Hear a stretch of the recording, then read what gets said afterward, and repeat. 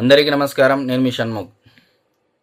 YSRCP strategist team complete failure అనేది జగన్మోహన్ రెడ్డి గారు మాట్లాడినటువంటి మాటల పరంగా మనకు అర్థమైంది. ఇక వైఎస్ఆర్సీపీ పార్టీ ప్రజల యొక్క ప్రేమను, ప్రజల యొక్క ఆశీర్వాదాలు పొందలేదు అనేది ప్రతిసారి పెట్టినటువంటి ప్రెస్ మీట్లో భాగంగా కొంత ఓటు శాతం తగ్గించుకుంటూ పోతూ ఉన్నారు. మరి మొదట్లో అధికారం కోల్పోయిన తర్వాత 2 నెలలు అజ్ఞాతంలోకి వెళ్ళినటువంటి సంగతి అందరికీ తెలుసు. మరి వైరాగ్యమో, రాజకీయ వైరాగ్యమో ఏమో తెలియదు కానీ 2 నెలలు అజ్ఞాతంలోకి వెళ్ళడం జరిగింది. దాని తర్వాత రావడం జరిగింది.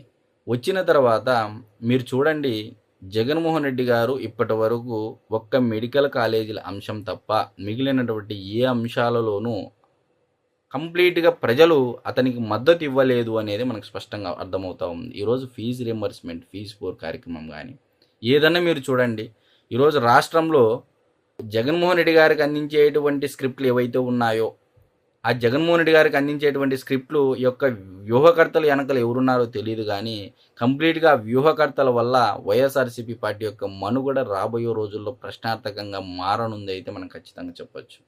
మరి మీ అందరికీ తెలుసు, మొదట్లో జగన్మోహన్ రెడ్డి గారు ఓడిపోతానే జగన్మోహన్ రెడ్డి గారి పార్టీకి సంబంధించినటువంటి మాజీ శాసనసభ సభ్యులు అనగా ఉదాహరణకు ధర్మవరం మాజీ శాసనసభ్యుడు కేతిరెడ్డి వెంకటరామరెడ్డి గారు, అదేవిధంగా గురజాల నియోజకవర్గం మాజీ శాసనసభ్యుడు కాసు మహేష్ రెడ్డి గారు, ఇలా చెప్పుకుంటూ పోతే జిల్లాకు ఒక నాయకుడు ఒక వ్యక్తి పైన ఆరోపణలు, నిందలు వేయడం జరిగింది. సరే, మరి ఈ నింద నిజమా అబద్ధమా అనేది మనం ముందు చెప్పేటువంటి ప్రయత్నం చేద్దాం. మరి ఏమని నింద వేశారు అంటే, సజ్జల రామకృష్ణారెడ్డి అనేటువంటి ఒక వ్యక్తి వల్ల మేము జగన్మోహన్ రెడ్డి గారిని కలవలేకపోయాము, మా యొక్క బాధలు విన్నవించుకోలేకపోయాము. మరి ఈ యొక్క కోటరీ వల్ల ఈరోజు మా యొక్క ప్రాంతంలో కానీ మా నియోజకవర్గాల్లో కానీ మేము చేసినటువంటి అభివృద్ధిని కానీ కనీసం మేము ఈ విధమైనటువంటి ఆలోచనలతో ఉన్నటువంటి ఆలోచనలు పంచుకోవడం కోసమైనా జగన్మోహన్ రెడ్డి గారు కలవడానికి మాకు వీలు కుదరలేదు ఒక ఎమ్మెల్యే స్థాయిలో ఉన్నటువంటి వ్యక్తులకు. మరి మేము సీఎంఓను నడపడంలో కంప్లీట్గా విఫలమయ్యాము అని చెప్పేసి సాక్షాత్తు వైఎస్ఆర్సీపీ పార్టీకి సంబంధించినటువంటి కాపు సామాజిక వర్గానికి సంబంధించినటువంటి పేర్ని నాని గారు సైతం ఒకానొక ఇంటర్వ్యూలో క్లియర్గా చెప్పడం జరిగింది. మరి మొదట్లో ఒకటి కాదు, సజ్జల రామకృష్ణారెడ్డి గారి పైన ప్రతి ఒక్కరు ఆరోపణలు చేశారు. మరి ఆయన ఒక్కరే చేశారా అంటే, జగన్మోహన్ రెడ్డి గారికి గుండెకాయ లాంటి వ్యక్తి విజయసాయిరెడ్డి గారు కూడా సజ్జల రామకృష్ణారెడ్డి గారు ఒక రకంగా చెప్పాలి అంటే ఏటుగా ఉన్నటువంటి, అంటే ఆ పార్టీలో నెంబర్ 2 పొజిషన్లో ఉన్నటువంటి విజయసాయిరెడ్డి గారు సైతం తప్పించి ఈరోజు సజ్జల రామకృష్ణారెడ్డి గారు పార్టీని మొత్తం కబలించేశారు అని చెప్పేసి ఆయన పెట్టినటువంటి ప్రెస్ మీట్లు ఇప్పటి వరకు మద్యం కుంభకోణంలో అయితేనేమి చాలా ప్రెస్ మీటుల్లో బహిరంగ వేదికలపైన ఆయన చెప్పడం జరిగింది. కోటరీ తప్పుదారి పట్టిస్తూ ఉంది అని చెప్పేసి క్లియర్గా చెప్పడం జరిగింది. మరి సజ్జల రామకృష్ణారెడ్డి గారి యొక్క తీరు వల్ల, మరి జగన్మోహన్ రెడ్డి గారి యొక్క స్ట్రాటజిస్టుల వల్ల ఈరోజు జగన్మోహన్ రెడ్డి గారు ఈరోజు ఆయన పెట్టినటువంటి ప్రెస్ మీట్ల వల్ల కూటమి ప్రభుత్వానికి బలం చేకూరుతూ ఉంది.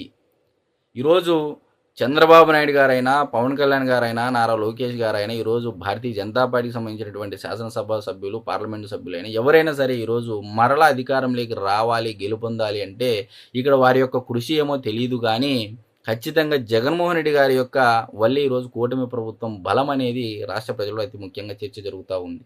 జగన్మోహన్ రెడ్డి గారే ఈరోజు కూటమి ప్రభుత్వానికి బలం. ఈయన ఇలాగే ప్రెస్ మీట్లు పెడతా ఉంటే ఈయన ప్రెస్ మీట్ పెట్టినటువంటి ప్రతిసారి వైఎస్ఆర్సీపీ పార్టీకి మైనస్ అయ్యి కూటమి ప్రభుత్వానికి ప్లస్గా మారేటువంటి పరిస్థితులు అయితే నెలకొన్నాయి. మరి ఈ సజ్జల రామకృష్ణారెడ్డి గారి యొక్క తీరు మారదు, జగన్మోహన్ రెడ్డి గారి యొక్క తీరు మారదు. మరి ఓటమికి గల కారణాలు ఏంటో ఎక్కడా ఎంక్వైరీ చేసుకోరు, సమీక్ష చేసుకోరు, ప్రక్షాళన చేసుకోరు. ఎంతసేపు చంద్రబాబు నాయుడు గారిని మీద బురద చల్లడం, కూటమి ప్రభుత్వం పైన బురద చల్లడం, వ్యక్తిత్వ హననాలు చేయడం, వ్యక్తిగత దూషణలు చేయడం, ఏదో విమర్శ చేయాలి కాబట్టి గుడ్డ కాల్చి ముఖాన వేయడము, తద్వారా కూటమి ప్రభుత్వానికి సంబంధించినటువంటి సోషల్ మీడియాలో కానీ తెలుగు తమ్ముళ్ళు కానీ ఆ యొక్క బురదను కడుక్కునేటువంటి పరిస్థితి ఉంటుందని చెప్పేసి వైసీపీ కార్యకర్తలు కానీ నాయకత్వం కానీ భావిస్తూ ఉంది. మరి చాలా తప్పులు చేసుకుంటూ పోతూ ఉన్నారు.